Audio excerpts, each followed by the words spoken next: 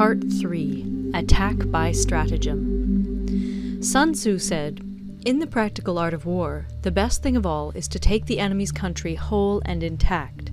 To shatter and destroy it is not so good.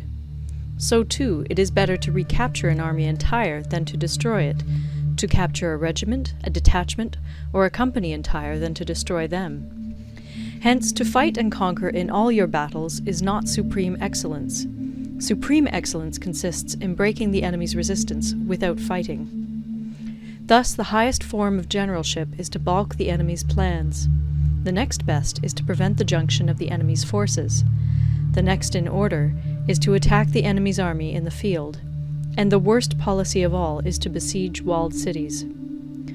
The rule is not to besiege walled cities if it can possibly be avoided. The preparation of mantlets, movable shelters, and various implements of war will take up 3 whole months, and the piling up of mounds against the walls will take 3 months more. The general, unable to control his irritation, will launch his men to the assault like swarming ants, with the result that 1/3 of his men are slain, while the town still remains untaken. Such are the disastrous effects of a siege. Therefore the skillful leader subdues the enemy's troops without any fighting. He captures their cities without laying siege to them. He overthrows their kingdom without lengthy operations in the field. With his forces intact, he will dispute the mastery of the empire, and thus, without losing a man, his triumph will be complete. This is the method of attacking by stratagem. It is the rule in war, if our forces are 10 to the enemy's 1, to surround him; if 5 to 1, to attack him; if twice as numerous, to divide our army into 2. If equally matched, we can offer battle; if slightly inferior in numbers, we can avoid the enemy; if quite unequal in every way, we can flee from him.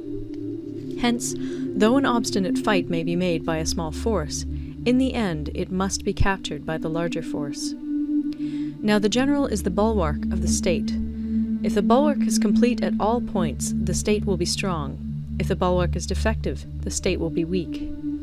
There are 3 ways in which a ruler can bring misfortune upon his army.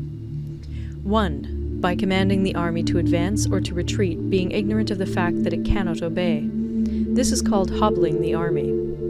2. By attempting to govern an army in the same way as he administers a kingdom, being ignorant of the conditions which obtain in an army. This causes restlessness in the soldiers' minds. 3. By employing the officers of his army without discrimination through ignorance of the military principle of adaptation to circumstances. This shakes the confidence of the soldiers. But when the army is restless and distrustful, trouble is sure to come from the other feudal princes.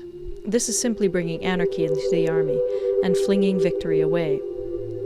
Thus, we may know that there are 5 essentials for victory. 1. He will win who knows when to fight and when not to fight. 2. He will win who knows how to handle both superior and inferior forces. 3. He will win whose army is animated by the same spirit throughout all its ranks. 4. He will win who, prepared himself, waits to take the enemy unprepared. 5. He will win who has military capacity and is not interfered with by the sovereign. Hence the saying, if you know the enemy and know yourself, you need not fear the result of 100 battles. If you know yourself, but not the enemy, for every victory gained, you will also suffer a defeat. If you know neither the enemy nor yourself, you will succumb in every battle. End of Part 3. Part 4. Tactical Dispositions. Sun Tzu said, "The good fighters of old first put themselves beyond the possibility of defeat, and then waited for an opportunity of defeating the enemy. To secure ourselves against defeat lies in our own hands, but the opportunity of defeating the enemy is provided by the enemy himself. Thus, the good fighter is able to secure himself against defeat, but cannot make certain of defeating the enemy. Hence the saying, one may know how to conquer without being able to do it." Security against defeat implies defensive tactics. Ability to defeat the enemy means taking the offensive. Standing on the defensive indicates insufficient strength. Attacking, a superabundance of strength. The general who is skilled in defense hides in the most secret recesses of the earth. He who is skilled in attack flashes forth from the topmost heights of heaven. Thus, on the one hand, we have ability to protect ourselves, on the other, a victory that is complete. To see victory only when it is within the ken of the common herd is not the acme of excellence. Neither is it the acme of excellence if you fight and conquer, and the whole empire says, "Well done!" To lift an autumn hair is no sign of great strength. To see the sun and moon is no sign of sharp sight. To hear the noise of thunder is no sign of a quick ear. What the ancients called a clever fighter is one who not only wins, but excels in winning with ease. Hence, his victories bring him neither reputation for wisdom nor credit for courage. He wins his battles by making no mistakes. Making no mistakes is what establishes the certainty of victory, for it means conquering an enemy that is already defeated. Hence, the skillful fighter puts himself into a position which makes defeat impossible, and does not miss the moment for defeating the enemy. Thus it is that in war the victorious strategist only seeks battle after the victory has been won, whereas he who is destined to defeat first fights and afterwards looks for victory.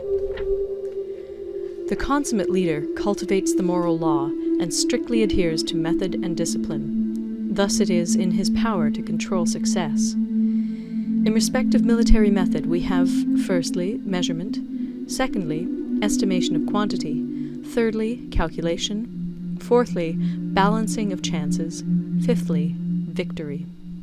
Measurement owes its existence to earth, estimation of quantity to measurement, calculation to estimation of quantity, balancing of chances to calculation, and victory to balancing of chances.